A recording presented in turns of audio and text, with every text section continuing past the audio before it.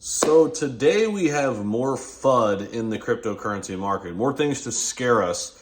Now, most recently we had to deal with Germany selling off all of their Bitcoin, but that has gone and went, right? And really, they look kind of crazy, right? They sold a bunch of Bitcoin at 55,000 and Bitcoin has recently just got up near 64K not too long after. Now, one thing I'm not 100% sure on, they might have some type of, laws or regulations in place where they have to sell their confiscated Bitcoin.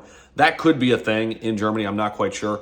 However, obviously they probably wish they would have sold it at 63K and not 55K. Now we have another fear or another storyline that's going to be out there that's going to be scaring people. And I want to talk about it in this video because I do think it's getting overblown a little bit. Now, this is a slightly bigger deal than Germany selling their Bitcoin simply because we have more Bitcoin tied into this thing that we're going to talk about. However, the selling pressure shouldn't be as harsh. It should not be dumping the entire wallet, draining everything. So if you guys are familiar with Mt. Gox, this is a similar situation where it was confiscated Bitcoin. Now, it is a lot more than the German government held. However, it doesn't mean that creditors who will be getting their Bitcoin back through this Mt. Gox payout system will all be selling their Bitcoin at the same time for the same price. In fact, I think a lot of these people probably look and see that Bitcoin was up over, $72,000 and say, hey, why would we sell it here when we think we're going to go much higher? And so many people in the industry feel as if we're going to go to 100,000, 120,000 at some point in this bull cycle. Why wouldn't they try to time it up a little bit better and at least sell it closer to, 80K, 90K, 100K as we move up, right? Because right now we're kind of in this consolidation pattern. We're still trending in a tight range from, $57,000 to $72,000, somewhat tight range. We haven't really broke out of that $15,000 level. And so much of it has been hovering around this low $60,000 level, high $50,000 for a little while now. Recently, we broke out of it, which was a big deal for Bitcoin.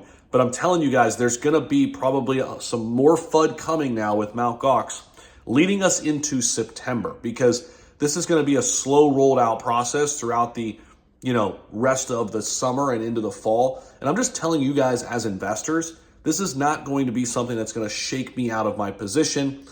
If we have some red days along the way based on this fear, uncertainty, and doubt around Mt. Gox and people even selling some, I'm just going to be buying more up.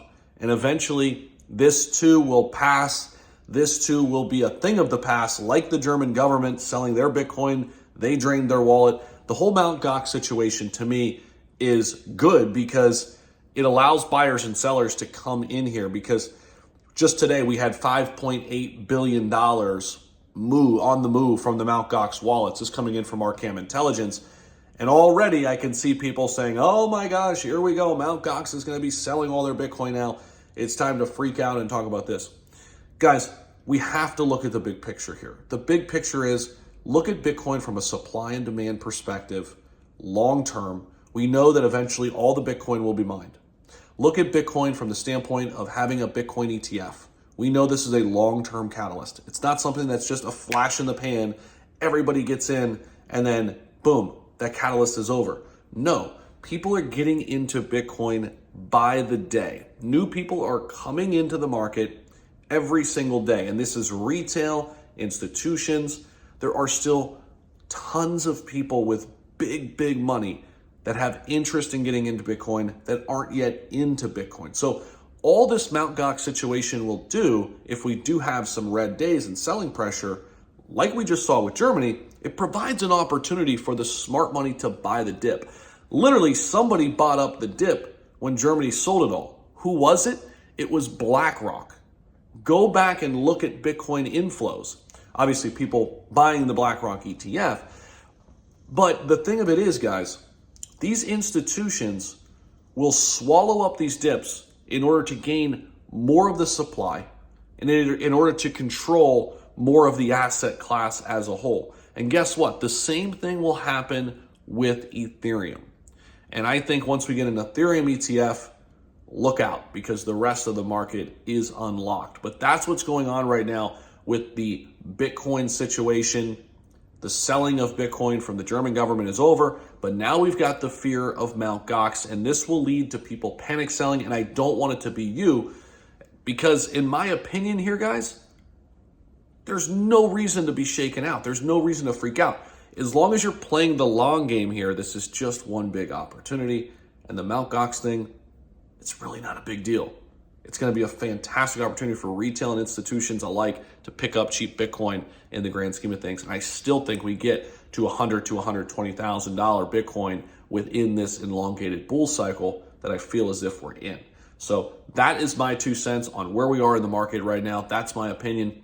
I appreciate you guys for watching the video. If you're interested in leverage trading and you want to check out what I've got cooking for you guys over at Margex, links are down below to Margex. It is one of the top leverage trading platforms with no KYC. My link is down below. They're doing some big airdrops right now. And when you sign on using my discount code linked down below in the description, you will get a 20% sign-on bonus to cover fees as well.